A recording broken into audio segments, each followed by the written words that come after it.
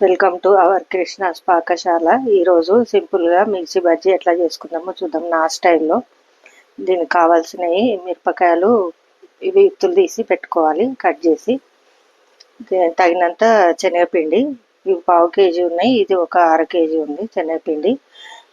చింతపండు ఒక పెద్ద నిమ్మకాయ సైజ్ అంతా, హాఫ్ కప్పు నువ్వులు. ఇప్పుడు స్టవ్ వెలిగించి కడాయి పెట్టుకొని నువ్వులు వేయించుకోవాలి దూరగా. చిన్న మంట మీద ఫ్రై చేసుకోవాలి. ఇప్పుడు ఇవి దూరగా ఫ్రై అయినాయి, ఈ ప్లేట్లోకి తీసుకుందాం.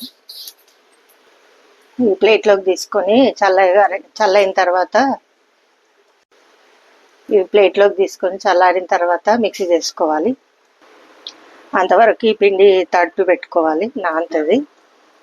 దీంట్లో అల్లం వెల్లుల్లి పేస్ట్ 1.5 టీ స్పూను, కొంచెం పావు టీ స్పూను తినే సోడా, 1 టీ స్పూను ఓమ వేసుకోవాలి.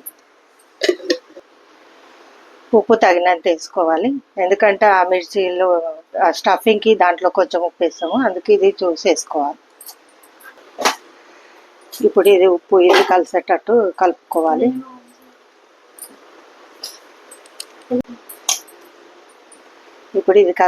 కలుపుకోవాలి.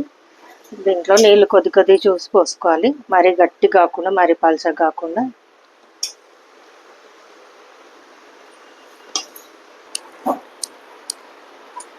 ఇట్లా తిక్కగా కలుపుకోవాలి.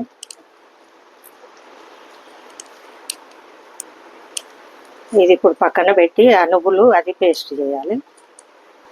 ఇప్పుడు నువ్వులు మిక్సీ జార్లో వేసుకోవాలి. ఇది కొంచెం నలిగినాక చింతపండు వేయాలి.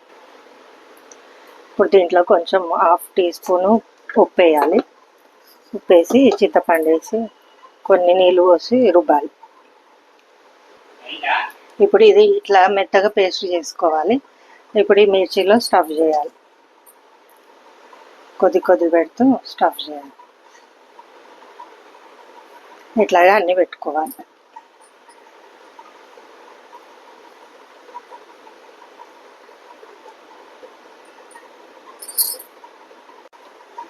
ఇప్పుడు ఈ స్టఫ్ చేసే వరకు అంతవరకు నూనె పోయాలి ఇందులో కడాయిలో. వీటికి సరిపడా నూనె పోసుకోవాలి.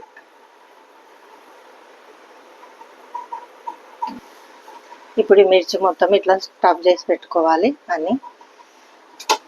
ఇప్పుడు నూనె వేడైన తర్వాత ఇది వేసుకోవాలి. ఇప్పుడు ఈ పిండిలో ఒక్కొక్కటి ముంచి వేయాలి, ఇట్లా నీట్గా.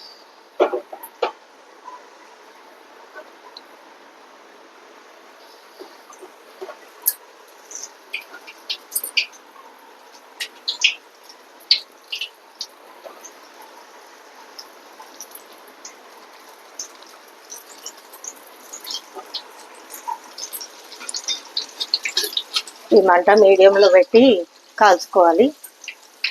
ఇవి వేగినవి తీయాలి, మళ్ళా ఇంకొకసారి వేస్తే నూనె పీల్చకుండా ఉంటుంది, లోపల కూడా బాగా కాలుతుంది. ఇప్పుడు అట్లా ఇంకో వాయి వేసుకుందాం.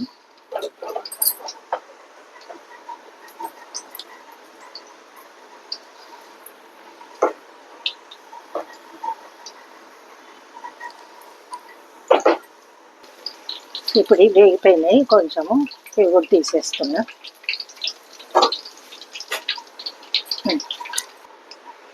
ఇట్లా అన్నీ తీసుకోవాలి, సగం కాల్చి మళ్ళీ ఫస్ట్ వేసినవి మళ్ళీ వేయాలి నూనె వేడైన తర్వాత. ఇప్పుడు నూనె వేడైంది, ఒక్కొక్కటి వేసుకోవాలి మళ్ళీ.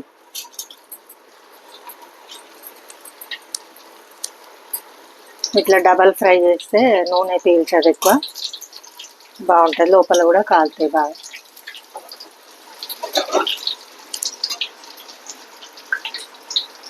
మంట మీడియంలో పెట్టాలి.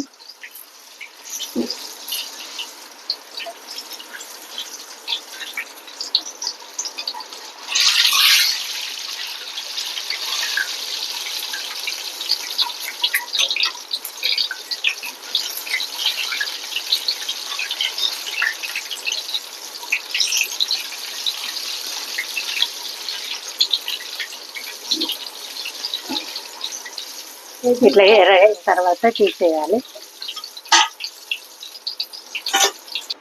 అట్లాగే మిగతావి కూడా వేసుకోవాలి.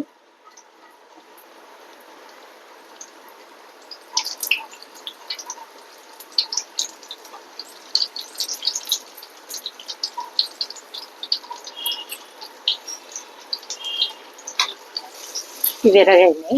ఇట్లా అన్నీ చేసి పెట్టుకోవాలి. ఇట్లా ఎర్రగా కాల్చుకొని పెట్టుకుంటే బాగుంటాయి. క్రిస్పీగా కూడా ఉంటాయి, లోపల మెత్తగా ఉంటాయి. ఇది ప్లేట్లోకి సర్వ్ చేసుకుందాం. ఇప్పుడు ఈ మిర్చి బజ్జీ రెడీ అయిపోయింది. దీనికి సైడ్గా ఉల్లిపాయలు ముక్కలు కోసి సన్న ముక్కలు కోసి పెట్టుకొని సైడ్గా తింటుంటే చాలా బాగుంటుంది. ఈ వీడియో చూసి నచ్చితే లైక్ చేయండి, షేర్ చేయండి, సబ్స్క్రైబ్ చేయండి. Thank you for watching.